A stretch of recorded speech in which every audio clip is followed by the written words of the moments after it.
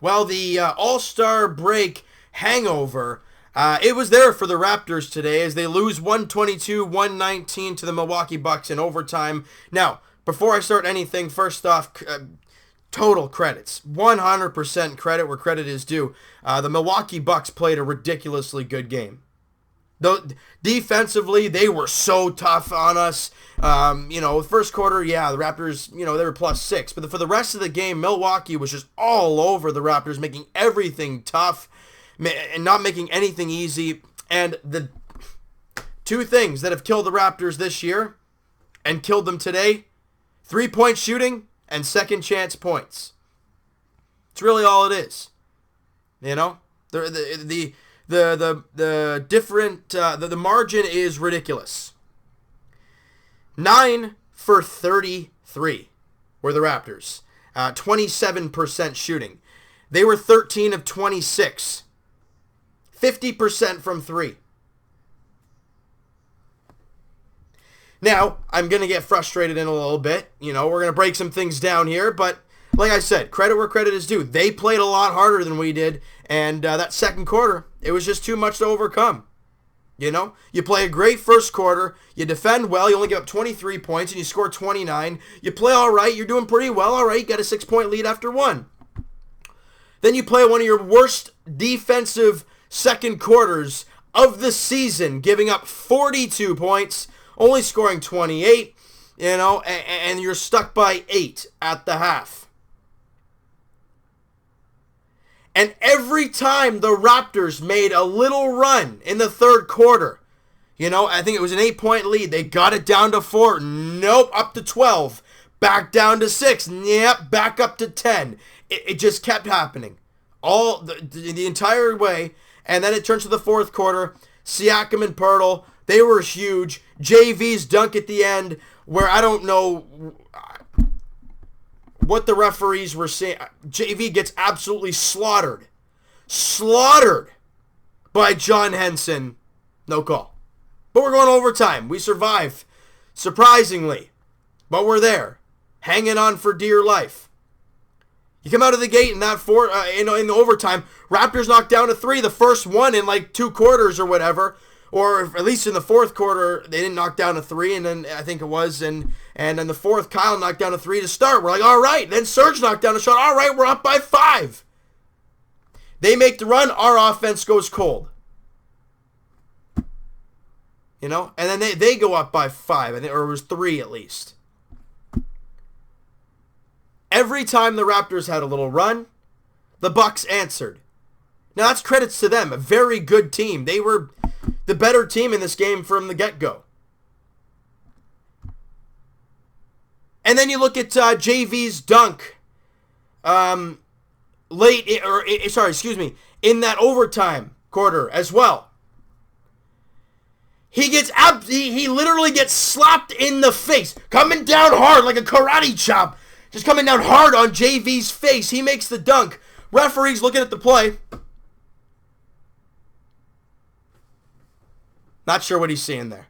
A dunk and a slap in the face from John Henson. Twice, nothing. Now, I know. I'm not going to blame the referees for this game because the Raptors didn't play well overall anyways. However, those are big moments. And they were big, big fouls that were just missed. Now, were there calls the other way that were missed? Siakam stepping out of bounds, getting I think it was a layup or a dunk, and it counting because referees didn't see it. No one really saw it until they showed the replay. Yeah, that happened. This is in overtime. That's at the end of the fourth quarter. Those are game-deciding plays. But it's the way it is. You look at the fourth quarter.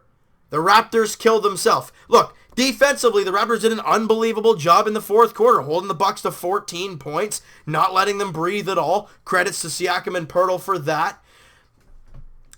But your offense wasn't there. You only scored 22. You can't knock down a 3. How many times in that fourth quarter did I see CJ Miles or Fred VanVleet get wide? And when I say wide open threes, I mean nobody in the same continent, and it rims out. At least 3 times. You knock down one of them, you win the game. I mean, overall, right? It's just the three-point shot is inconsistent for this team. The good offense and good defense, inconsistent to all heck in this game.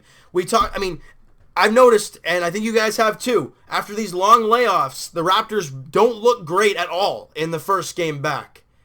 You go back to the game right after Christmas against Dallas, the Mavericks, the bottom-seeded Mavericks at the time. You lost. Then you played Oklahoma City the next night. You got slaughtered. You come out today after the All-Star break, 8 days off, and you have a good first quarter, but then you fall apart the rest of the way and try and crawl back, but it's just too big of a hill to climb. We talked about second chance points being a big issue. Look, they have rebounded us by 12.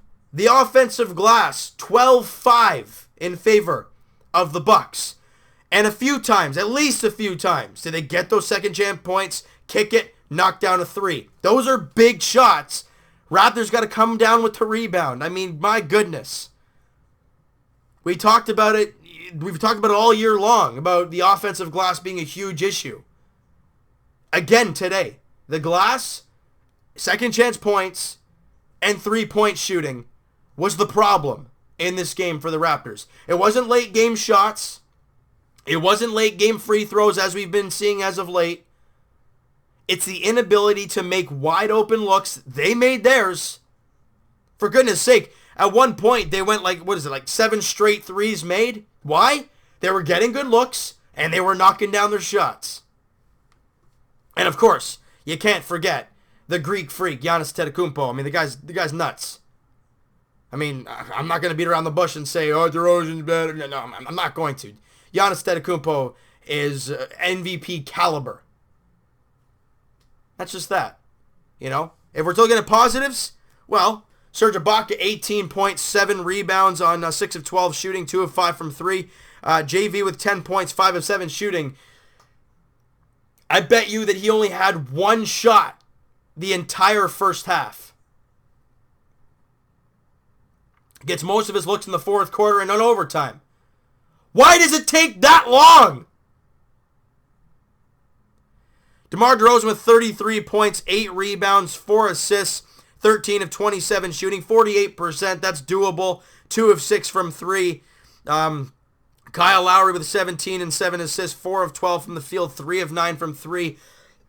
But it's the inability to hit the wide open looks, let alone the tough shots, the wide open ones. You look at overtime. 40-year-old Jason Terry at the end of a shot clock.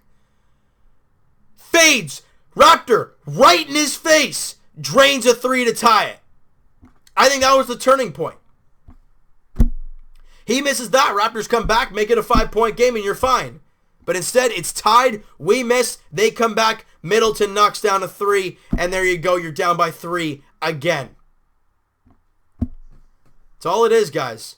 The inability to knock down the 3 and the rebounds and second chance points. Those are the 3 things that have been haunting the Raptors all year long, and they haunt them again. And this time in much bigger fashion. It sucks. It's killing me. I know it killed you guys today, but again, like I said right off the top, congratulations to the Bucks. They deserve this. They played harder on both sides of the floor. Better team came away with this one. As close as the Raptors were, they weren't all that great. When you throw up an abysmal second quarter like the Raptors did, do you really deserve a victory? I don't think so. But they made it close. It was a tough one. It would have been great to see the Raptors win because JV's dunk at the end would have been so emotional. Literally nothing on the clock when he throws it down. But reminds me so much of the Miami Heat game in the playoffs. The big buzzer beater to tie it. Everyone's freaking out and then in overtime. So that's that. Siakam was huge. Pirtle were huge. You know, I was very impressed with Siakam in this one, guys. But CJ Miles, 2 of 7 from 3. What was he? 2 of 7 from 3. Again, And a lot of those looks were clean looks, wide open looks that he just could not knock down. This is a game where you're like, CJ, this is where we need a couple more threes, bud. But he couldn't knock them down. Again, regular season game. Boston wins, so they're only a game behind the Raptors now. However, you got to move on from it. That's all there is to it. All right, so next up for the Raps, they have a couple games off to regroup after this tough one before the Detroit Pistons come into town.